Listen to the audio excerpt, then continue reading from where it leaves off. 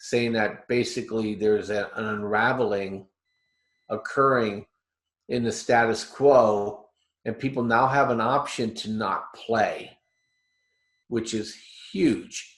In the past, we're all stuck, and now you have an option to opt out.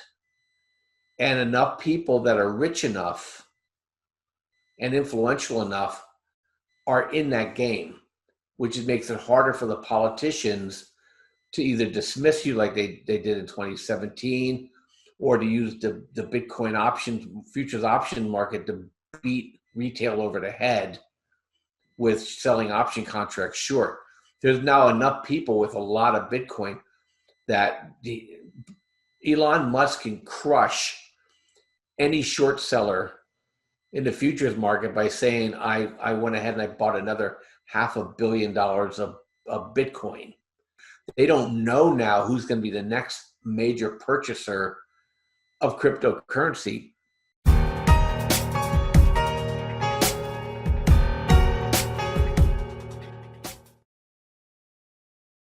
History has been made after GameStop became the first big stock of 2021 because of a group called Wall Street Bets. A subreddit of 8 million users found out how heavily shorted GameStop was. They then realized if they all worked together, they could beat the institutional investors who shorted the stock and made a profit for themselves at the same time. Examples like this are why everybody should learn how to trade the stock market or cryptocurrency. I was able to profit myself because I learned to trade through Trade Genius Academy on the crypto side. I took part in various courses, personal coaching, chat rooms, signals trading tool. That's where I look for price signals in cryptocurrency from Bob Kudla at TradeGeniusAcademy.com, who also offers other signature trading tools for stocks, exchange-traded funds, binary options, and commodities. All you need is an internet connection to get started. Interact with Trade Genius community, fellow traders, and certified Trade Genius trades, alongside professionals who generate revenue for themselves in the stock market every single day. Live buy and sell alerts text to your phone, built for both new and experienced traders. Two of the courses Trade Genius has available. Be sure to check out their personal coaching and 24/7 chat room options. And use the promo code Valentines for 40% off all non-bundled items. TradeGeniusAcademy.com, and now on with the video. Good afternoon, everyone. Today I'm with Bob Kudla, TradeLikeAGenius.com. You know, we come about every month, have a conversation about how we see things that have unfolded over the last 30 days or are currently unfolding, and how we see a greater timeline out 12 to maybe 18 months. And we have something really special to talk about today. This affects everybody, money and food. Now, if you haven't been following the news, fertilizer shortages are happening across the United States. And I can attest to seed difficulty here in East Tennessee going to the co-ops because I'm trying to order 1,000 pounds of buckwheat and sorghum, which is 2,000 pounds a ton of seed. And I was only able to walk away with 100 pounds of millet. So they've all told me the same thing. They're having a difficulty getting seed. Their fertilizer was gone, and I was able to get a couple of bags of 1919 or 1919. And they had a few things at 1010, but they're gone. There's nothing in the farm co-ops right now. So that's one aspect, but MicroStrategy, and this is something I'm going to ask Bob, and hopefully we can get some information from him, if it's a greater trend. Because Michael Saylor up at MicroStrategy coming out and inviting to get on a call and explain how they are riding Bitcoin into a store of value, not a currency, cryptocurrency, but a store of value in digital gold, literally. And then Elon Musk come out and tweeting and then driving the price up some $4,000, saying he's in on it too with $1.5 billion purchase, over the counter no less. They didn't go through an exchange. They didn't want to push the price. So I'm hoping, Bob, you can give a little, glimpse into your ideas of, is this a greater trend happening? Because for me, it's just more of a validation point that we're now at the very entry point of a switch of systems. And this, all what has happened last week, at least in the currency side of things, is that validation point that we've tipped and we're starting to move into something new. Would you call it a reset this early? That's a stretch, but we're definitely dipping our toe into the deep end of movement into a whole new currency realm across the planet. So I appreciate you joining me today. I'm really excited to hear what you have to say. And everybody out there listening, again, tradelikeagenius.com here with Bob Kudla. Floor is yours, Bob. Yeah, hey Dave, hey, welcome. And this is no surprise for you, at least you and me and people who've been listening to us over the years. You know, in September and October is really when this thing has started.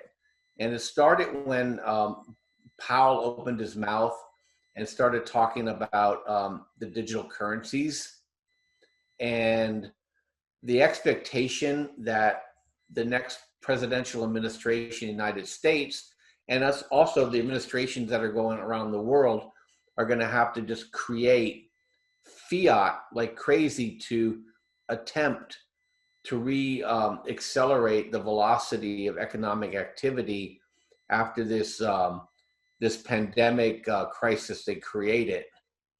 You have now a situation where people that manage billions and trillions of dollars that are sitting in cash are recognizing the fact that the all the currencies are going to become devalued against assets that people need to have in order to live. You know, what we call the hard assets.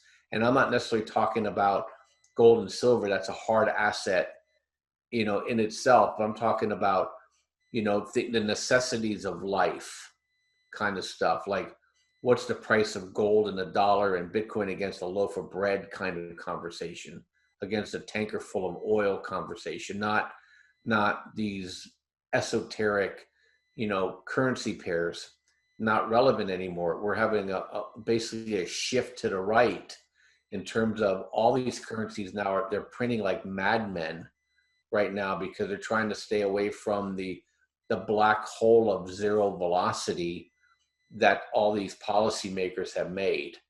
So you have a situation where gentlemen like Michael Saylor at MicroStrategies, he figured out early on that, hey, and also the gentleman from overstock.com said, hey, they're going to print us into oblivion. It doesn't matter what currency I own. In the past, it was more, I want to be the one-eyed giant in the land of the blind, right? So I'll own the dollar. You know, and you had the inverted pyramid, right? The dollar and gold are the kind of last two standing. But a third gentleman showed up, and for the ladies out there, a third lady showed up called cryptocurrency. And then you have a gorilla out there called Bitcoin. And that's now this basically the de facto standard in which all coins are going to be measured against. So now that market's big enough, and I would say stable enough, if you will, to now start absorbing institutional money, and that's happening. And so he started a trend, but he's not the only one now. And I'll get to Musk in a second because Musk is just he's just the next inning of this baseball game. But a lot of people don't know that actually there's been a lot of other institutions that have been buying behind the scenes. You know, a lot of the university endowment funds have been buying cryptocurrency, okay? And also now you have Northern Trust will act as custodian.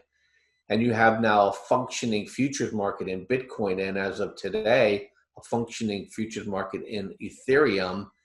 And then you now have a functioning tracking market and like you have with GLD and SLV and you know the Sprott funds up in Canada, you know, where people are holding custodian. You got GPTC, you got another one out there. I forget the name of it off the top of my head that's coming out with Bitcoin. I think the GPTC guys are going to come out with with one for Ethereum. And I wouldn't be surprised in the least if you see one for Litecoin in the very near future. So what that's doing for people is now starting a conversation around, hey, there's scarcity with this asset in the sense that we know the supply that's coming on board, okay, because it's math, and there's no entity that can corrupt it, i.e., I'm going to sell a gazillion silver contracts short that I don't own just to force the price down and force people to sell their long contracts so I never have to expose myself to a squeeze. And then number two is that people see the volatility now picking up with the regime change in the United States. And I think this is also part of, I think, a lack of confidence in the Biden administration's ability to navigate this. And I'm not making a political statement. I don't think they have the chops for it, number one. And number two is they are firmly in the camp of fiat. Okay. They derive their power from fiat. And so you have Elon Musk now getting out. We're talking about him as a siren, if you will, and he has an agenda that I think a lot of people agree with. He does not like the current way in which Wall Street conducts business. He thinks the short sellers aren't providing a service, but they're actually vultures that have inside information and access to dark pools of money and operate in a non-transparent and a non-ethical manner. And I think he really, really hates the whole censorship thing. Huge move here. He shot last week when he bought BTC in his Twitter feed. That kind of got absorbed back down, but prices held. And so out of the blue this morning comes the announcement that he bought $1.5 billion worth of Bitcoin for his treasury, is that he's going to now legitimize other institutions now to follow suit, because I'm sure, I didn't look at Tesla stock today, but he sure moved the market with that. And that now more and more people are going to say, what is it with this Bitcoin? And the interesting thing about this is that, and I know I'm laying a thread out here, but it's so important, is that I think it's going to make it difficult for the globalist progressives to achieve an agenda if they can cut off at the knees the fiat without consequence, which we've had for the last 12 years, and it's going to make it very expensive.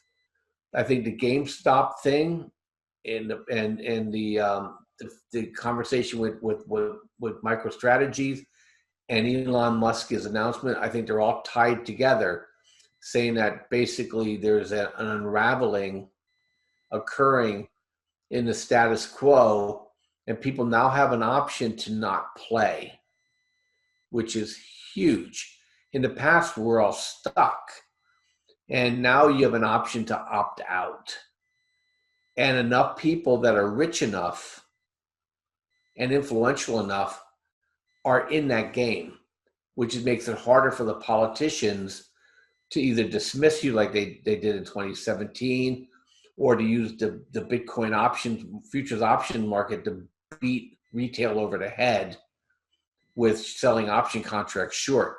There's now enough people with a lot of Bitcoin that Elon Musk can crush any short seller in the futures market by saying, I went ahead and I bought another $500 million of Bitcoin.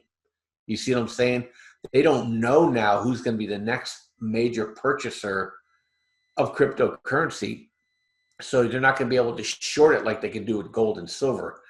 Because unlike gold and silver, people are actually holding this stuff, and taking it off the market. So I think this is a huge thing. I think they're front running the attempt at the Great Reset. I think they're going to make it very expensive for the Biden administration to just basically be able to drop $6 trillion of new fiat out there without a cost, basically bribe themselves into the next election. And I think this is a worldwide phenomenon. So you see silver shortages. Bitcoin is always a short supply, right? Because the float is 18% of all the coins out there, which is tiny. So you're going to see squeezes in Bitcoin too. So this is absolutely marvelous. Us knowing that, and we've talked about this before, you don't have to even be in the crypto market to take advantage of this. Stocks out there like Mara and Grow and Riot and GPTC that you can buy on the stock side Well, today a 10% move in Bitcoin moved all of those 40%. It was just absolutely insane move. And I think now there's a recognition event happening. So long story short, we moved from the third inning to the fourth inning. And I think this is potential for killing the swamp. And I'll circle back to that. What's the real notional value of Bitcoin to bread? Then you need to start breaking it down. Is it hard red winter wheat bread? Is it soft wheat bread? Is it barley? Is it rye bread? And are you going to get different categories of foodstuffs to be real comparable? Looking back in history, we always see that the silver was not the value. It was more how much could that silver buy of food. And when you're talking about fertilizers, but well, let me stop for a second. With the notional out there that's available to, say, purchase the Bitcoin. Now, if any, let's even say 100 of these Fortune 500 companies come in, and even if another 100 or 200 independent wealthy billionaires like Ray Dalio is talking about getting in on Bitcoin as well, hasn't really made the move yet. But how much money in total is there out there comparatively right now of what's in cryptocurrency as a whole, general market as a whole, if you will, but specifically for Bitcoin, because that seems to be where a lot of money is going to be parked for store of value, not movement of money in. Ethereum's great. And again, if people realize they missed the Bitcoin bandwagon, they might actually jump over to Ethereum because it pretty much powers the ecosystem inside cryptocurrency for almost every, and not all, but many. It's the number one to power the crypto space in terms of payment protocols, platforms, etc. So the amount of money that's still available from now to go into Bitcoin and into the cryptocurrency sphere. How many loaves of bread are we talking about there, Bob? Rye bread. I don't want to call it unlimited, but there's a lot of cash out there. And so, we were just doing the math before the market closed today. And, our stock and flow analysis basically said we're ahead of where we thought we'd be in 2021 at 44,000 for Bitcoin. But, it's not out of the realm of possibilities that we'll hit 100,000 by the end of April. And low estimates are 370,000 on the stock and flow, which is basically, the mathematical price movement of Bitcoin. But what Elon Musk did today, if everybody else follows suit, you could be looking at potential. And I hate to say this stuff because I am not this kind of person, is that you're looking at maybe moves up to $700,000 on this thing, and starting to reprice this thing as a worldwide alternative safe haven coin. It's like finding another Switzerland out there that's not tied to a government agency that can dilute it.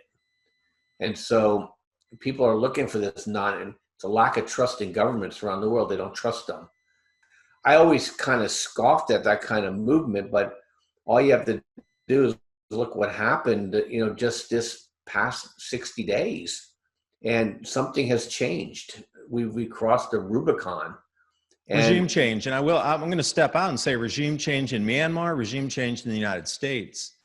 Like with that kind of money, if you had a full Bitcoin and it came in at 7, you might want to cash out some, pay off your land, pay off your house, and then think about getting a second passport in another country because they require some investment to purchase property or a residence in another country to have a second passport. That kind of regime change happened. It's funny is that I think in a year from now, Trump will probably be pretty thankful he wasn't president, because I think the Biden administration, they made a lot of promises that they're impossible for them to, and expectations impossible for them to keep and meet. And you're going to see the price of energy and the price of food and all the attendant components driving higher because of the promises they made. So we're going to get the 70s kind of shocks that are going to hit people. And I think it's going to be eye-opening because the Federal Reserve has been able to operate with impunity up until this point. They've had it under control, but they're losing control, and it's leaking out. And I think Bitcoin now is in a position where they try to make it illegal for people to hold it. I think too many people with too much money that are too important are going to cause that to be a very problematic conversation. I think a lot of politicians own Bitcoin that will never admit to it. And we know a lot of wealthy people have it already too. Well, you know, with the price rises today, they were so happy and joyous that oil exceeded $60 a barrel, finally hit that threshold. I'm not happy about that. Our food prices are increasing. And, you know, when COVID started, the food prices or the fuel prices decreased and just dropped off a cliff, but the food prices spiked because everybody was running for food. Now we're seeing both go in tandem straight up. And for them to be celebrating that oil's over $60 a barrel, that's a slap in the face that you're going to now be squeezed, and not in a short squeeze type, but squeezed in pricing on not only your petrol price to drive around, look for $3 a gallon gasoline shortly, but the price of your food going up and doubling by the end of the year. Like, what kind of chaos is this going to cause? And then they're going to print all this money. And I think you're right down the right trajectory of pointing where people are going to try to store value, because this is going to turn into a Charlie Foxtrot faster, you know, than a tornado is going to spin the side of your house off there. Yeah, look, you know, it's the old adage of, you know, you and your friend are walking in the woods, and all of a sudden a mountain lion shows up behind you, and it starts running towards you, and you know, you're both running, and I sit down and I put sneakers on, and you have hiking boots on. Like, what are you doing? You can't outrun the mountain lion. I don't have to. I only have to outrun you. It's the same thing with inflation. You know, you need to be in assets that are going to outrun the cost of your living. And right now, you know, the asset du jour that are going to do that for you are going to be in the hard asset space. You know, silver, platinum, palladium, uranium, phosphates, which is the ag chems, and oil and gas. You know, cryptocurrencies have been blowing inflation away already. You already got 10 years worth of inflation protection if you bought it last year. You know, and it's not going to change as long as people feel that's going to happen. Those assets are going to increase, and you're going to see silver, you know, that market, because they can only print so many contracts. And if people say, oh, they're omnipotent and omniscient and they can control everything, well, they're not.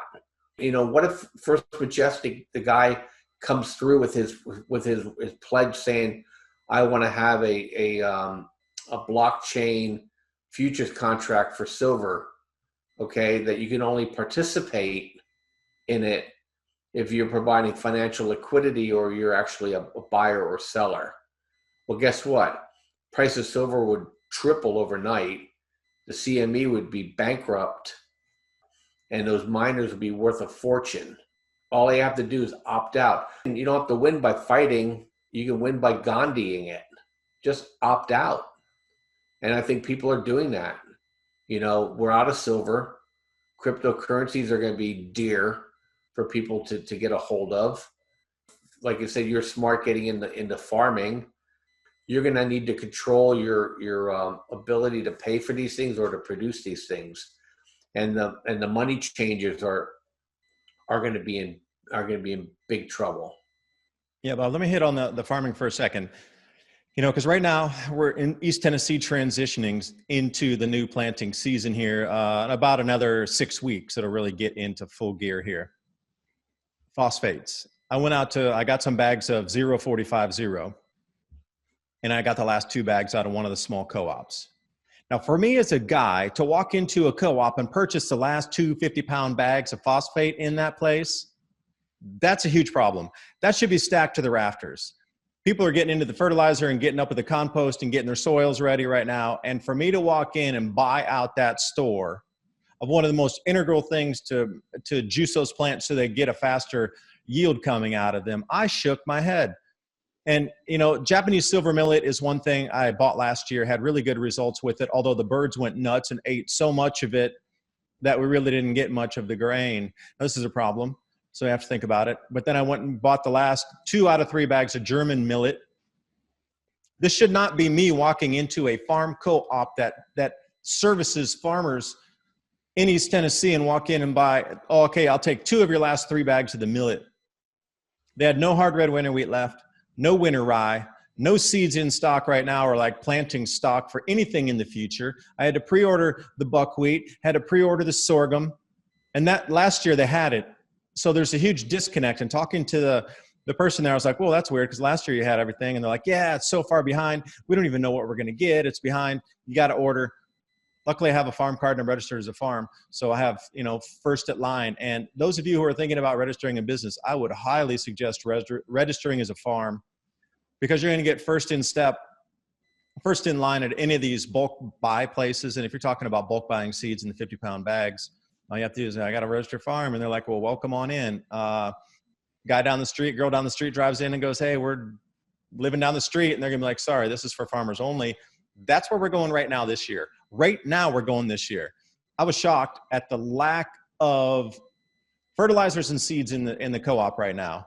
Not, because I follow this. This is, Bob and I've been talking for what, 5-6 years now, at least on this food shortage stuff. So my eyes are on it, and now I'm in the middle of it. And what I'm seeing is it's numbing almost to the point where we're already there. And I'm like, wow, we are at a serious juncture here.